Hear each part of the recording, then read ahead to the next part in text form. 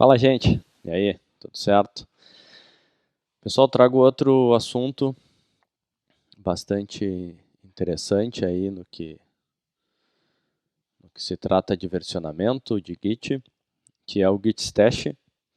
Então, hoje eu vou mostrar um pouquinho para vocês do que se trata esse carinha aqui, o que a gente pode fazer com ele, como é que ele pode nos auxiliar a ter uma melhor navegação entre as nossas branches, sem ter alguns problemas que muita gente tem e às vezes acaba tendo algumas soluções que não são as mais adequadas. Então, alguns dos parâmetros que a gente vai ver aqui é o save, o pop, o apply, o clean, o show, o list, e o principal é entender o que é o git stash, né? Eu costumo fazer a analogia que o stash é a nossa forma de varrer o nosso código que não está pronto ainda para baixo de um tapete para que a gente possa navegar para outra branch, para trabalhar em outras funcionalidades. E aí, para vocês entenderem, eu montei um código bem bobão aqui, mas que nos serve para fazer esses testes. E aí, observem o seguinte, eu deixei assim, duas funções, uma div e uma sum, com dois exemplos de entrada esperados. E aí a ideia é que eu já deixei isso comitado na master, sendo o template a ser desenvolvido. E aí o que a gente vai fazer é, bom, eu quero criar uma branch para trabalhar na funcionalidade da divisão. Então eu cheguei, eu vi que tem duas tarefas a serem desenvolvidas, uma para implementar a divisão e outra para implementar a soma. Eu peguei a tarefa para implementar a divisão, então eu dei um git checkout -b para criar a branch e eu disse que eu vou desenvolver a feature div. Tá? Estou dentro lá da minha branch, eu estou desenvolvendo isso, eu dei um return e eu disse, isso aqui vai retornar v1 por v2. E aí eu fui lá e eu testei isso. Executei node calculadora JS e eu vi que, bom, para esse caso aqui está retornando um infinito. E aí eu não tenho certeza se é isso que é para retornar, se eu tenho que retornar uma exceção, se eu tenho que continuar lendo esse número, não faço ideia do que tem que acontecer. E aí a pessoa que pode me informar a respeito disso, ela já não está mais na empresa, enfim, eu só vou conseguir falar com ela amanhã ou numa segunda-feira, sei lá. E aí eu estou travado nisso daqui, eu vou adicionar, vou traquear essa alteração. E o que acontece é que eu não posso dar continuidade na divisão, não posso dar ela concluída porque eu não tenho certeza do que eu tenho que fazer. E aí talvez o meu pensamento seja, cara, então eu vou dar um checkout para master e eu vou trabalhar na feature de soma, que essa é mais simples e eu acredito que eu vou ter que somar V1 com V2 e vai estar resolvido o meu problema. Eu dei o checkout e aí o que eu vou me deparar? Eu vou me deparar com a situação de que o meu arquivo ele veio junto. O que eu alterei lá na minha feature div, ele veio de carona para minha master. Porque ele não foi consolidado. Ele só foi adicionado, mas não foi comitado, e aí o apenas track, ele vem de carona quando eu mudo de branch. Ele está independente de branch que está rodando. E aí eu tenho um problema. Aqui, nesse exemplo minimalista, ainda não chega a ser um problema, ou um grande problema. Mas vamos pensar que o bloco de código que eu desenvolvi, ele pode estar quebrando a minha aplicação. E aí quando eu volto para a minha branch master, eu não consigo nem executar mais a minha aplicação. Aí a gente está falando de um problema bem mais grave, e aí eu posso ficar sem solução. O que muita gente faz é, bom, eu não quero trazer isso aqui para a minha branch master. Então eu vou dar um checkout de volta. Eu vou dar um checkout de volta para minha feature div. E aqui eu vou criar um commit. Eu vou colocar, sei lá, adiciona andamento da divisão. É um commit sem sentido, porque é um commit incompleto, eu estou consolidando alguma coisa que não está pronta.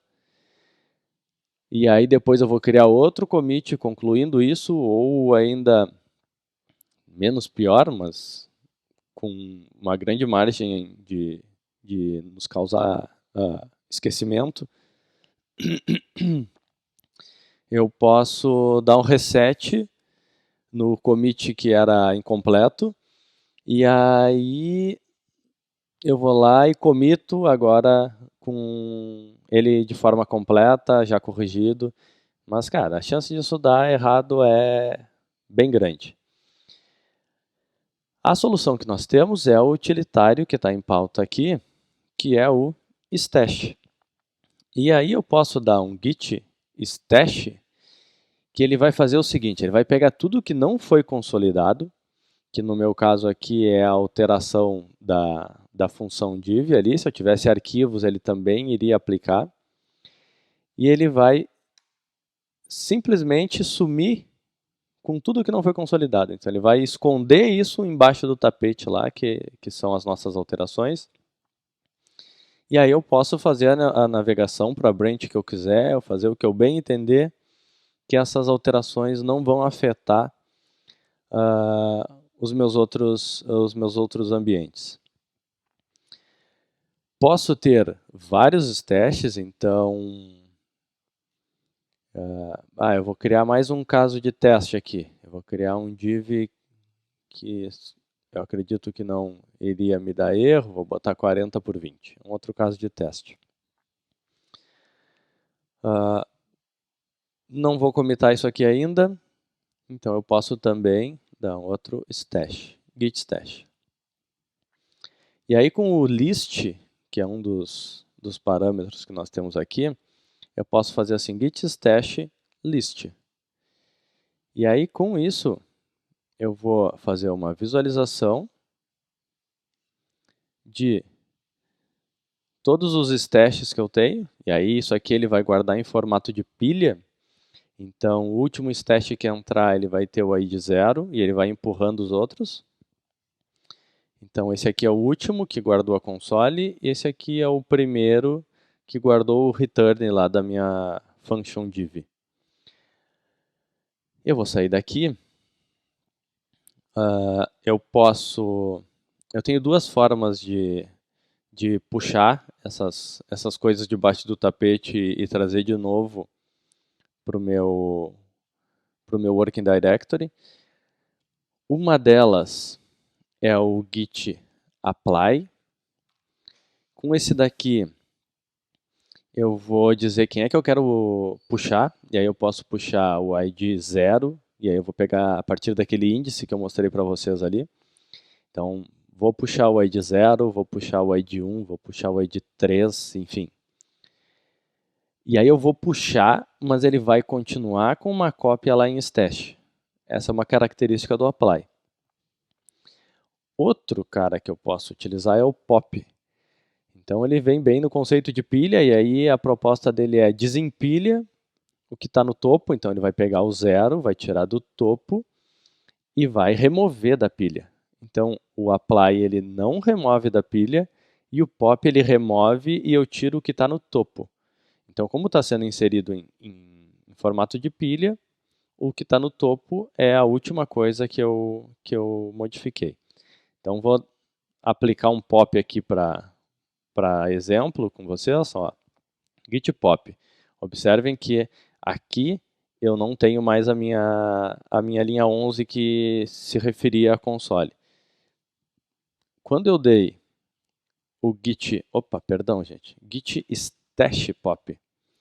Quando eu dei o git stash pop, ele já prontamente me devolveu o console.log div 14 por 20. Eu continuo com o outro carinha aqui, ó, mas o último sumiu da minha pilha. Se eu ocultar isso aqui de novo, e aí eu já vou mostrar outra forma de ocultar, eu posso usar o git stash save para eu poder rotular essa stash. Se vocês olharem ali, agora eu vou mostrar. Eu vou fazer assim, ó, git stash save, e aí eu vou dar um nome para ela que eu vou dizer aumenta número de testes da divisão.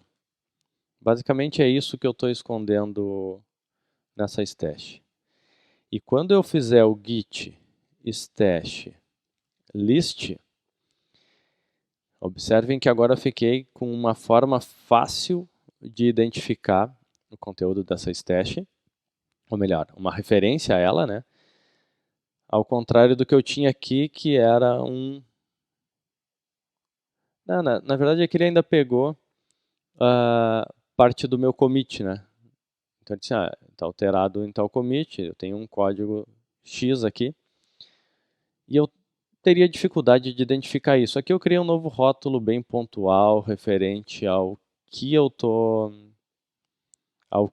escondendo lá embaixo do nosso tapete. Bueno, vimos o save, vimos o pop, o apply, eu vou mostrar para vocês agora. Ó. Vocês viram que nós temos dois conteúdos no nosso stash. Stash em tradução é esconderijo. Então eu vou fazer assim, ó, git stash apply, e aí eu vou pegar o 1, que é o conteúdo da nossa função lá. Ó, ele me devolveu o return v1 por v2. Se eu der um git stash list, eu continuo tendo dois stashes, porque não é o comportamento do apply remover o que nós aplicamos, ao contrário do pop. O pop remove. Tá? Nós podemos descartar alguns. Então, eu não preciso mais daquele meu stash que estava inserindo as console logs lá. Então eu posso usar o git stash drop e apagar aquela. Então posso dizer assim, git stash drop 1, ele vai apagar stash 1, git stash drop 0, ele vai apagar a que está com a referência 0. Por fim, eu acho que é por fim, já vimos todos. Bom, nós temos o show, que eu não mostrei para vocês, mas ele vai me trazer alguns detalhes sobre o stash do topo da pilha, o stash 0. E nós temos ainda o git stash clear, que é o cara que apaga todos os stashes que nós temos. Então, cara, estou com uma pilha de coisas que eu escondi e eu não vou usar mais, não faz mais sentido para mim. Git stash clear, eu mando todo mundo para o espaço, e se eu der um git stash list, vocês vão ver aqui que não tem mais nada. Então, pessoal, esse stash ele é bem importante para que a gente consiga esconder coisas embaixo do tapete, como eu estou chamando. Então, se eu pegar esse cara aqui e eu der um git stash, eu escondo e eu posso aí navegar tranquilamente entre as minhas branches sem levar sujeira. Para depois eu poder voltar na minha branch, trabalhar nela tranquilamente, resgatar o que eu tinha. Eu poderia aqui criar a minha branch para desenvolver a funcionalidade de soma, e aí eu desenvolveria ela, faria o que tivesse que fazer, depois eu voltava na minha da div, concluía o que estava faltando quando eu tivesse os esclarecimentos necessários, e eu acho que é isso. Esse é o git stash, utilitário bastante útil para vocês que trabalham com branches. Tá bom? Ficamos por aqui e conversamos numa próxima. Valeu!